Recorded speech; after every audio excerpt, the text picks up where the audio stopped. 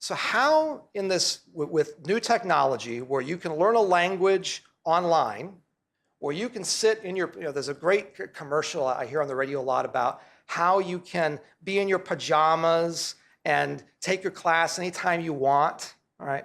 Well, that's a little bit different. I mean, correspondence courses have been around a couple of 100 years, but things have changed enough for us to have to think about them and look at them a little bit differently.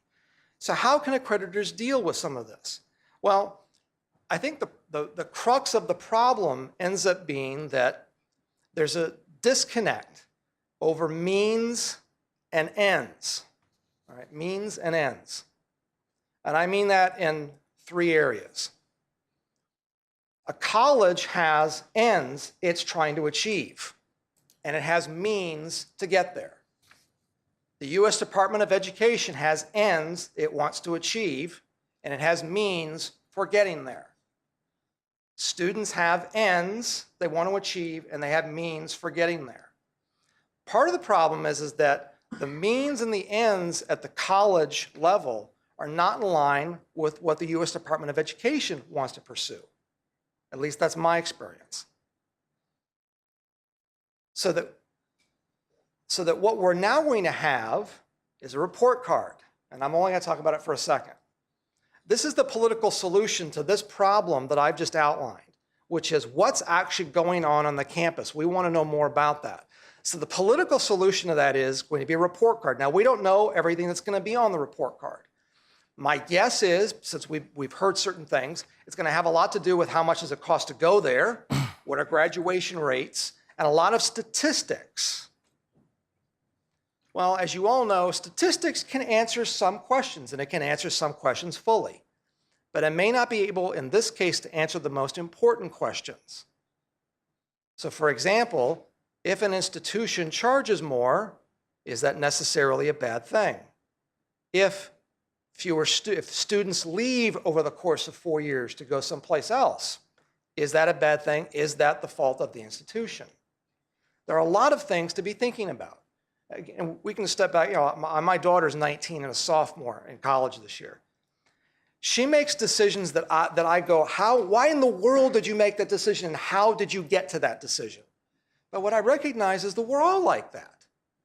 Well, to what extent do the choices that the students make, how does that bear on the institution? How accountable does the institution need to be for the choices the students make? Well, one could argue that institutions ought to be more careful in admitting students and talking to them about the possibilities and prospects for what might happen down the road. That's certainly a possibility. But does that fall into the realm of accreditation? I'm not sure that it does. The second point is that we expect too much from accreditation.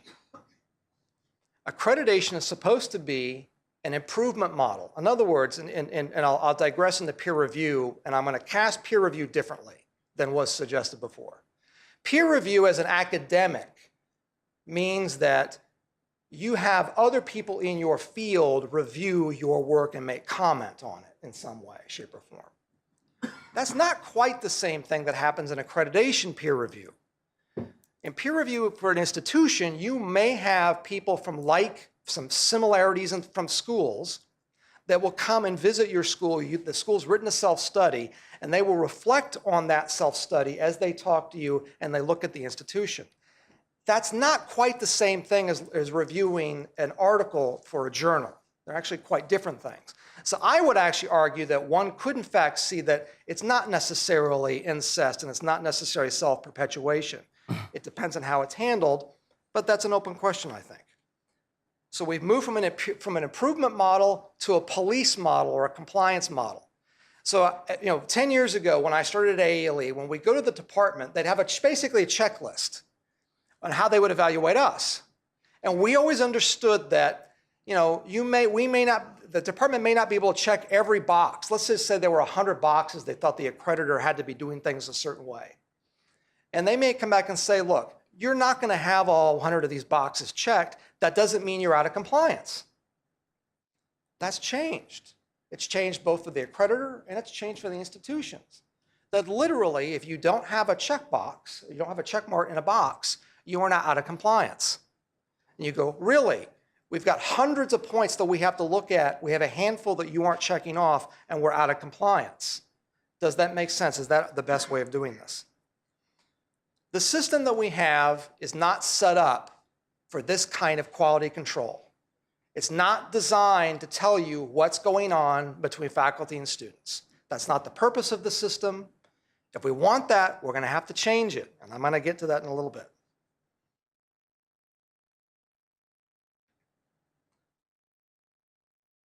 The system that we have now, which is largely driven by the U.S. Department of Education, which means it's statistically driven, with people in the department that frankly are not competent enough to be making the decisions about higher education. But what they've done is essentially they've created lowest common denominator for every data point, whether it's financial compliance or it's anything related to substantive. It's a lowest common denominator. And one ought to wonder whether or not that's proper for review in higher education. Because to me, it looks an awful lot like what we do in K through 12 now. A lowest common denominator both on content and how we evaluate. Is that appropriate to have that approach for higher education? Or in fact, haven't we always understood that higher education is supposed to be about more than that? If we think about, my question for Judith earlier was, what about all this money out here and what about the oversight? Well, let's think about it for a second. Where did that money start from? Well, we have the GI Bill right after World War II, and then we have the Higher Education Act in the mid-60s. And that's where all the money starts. But when you go back and you look at the discussion, you look at the historical record and the congressional record, you find that they understood that job preparedness was one aspect, but it was not the sole aspect of students going to college. And we understood that the taxpayer money was not merely for job preparedness. Well, that makes sense, doesn't it? We live in a democracy. We have something resembling a market economy. We can't have a basic education at the college level. But yet, we run the risk of continually reduce education to merely job preparedness, the lowest common denominator. We're overly obsessed with outcomes now. But the outcomes aren't on substance. The outcomes are on process. And you need to remember that whenever they're looking at test scores, these are not necessarily about outcomes of what the education the student got at that institution. All right. It might say something about the process, but it doesn't say anything about what the student did or did not necessarily learn.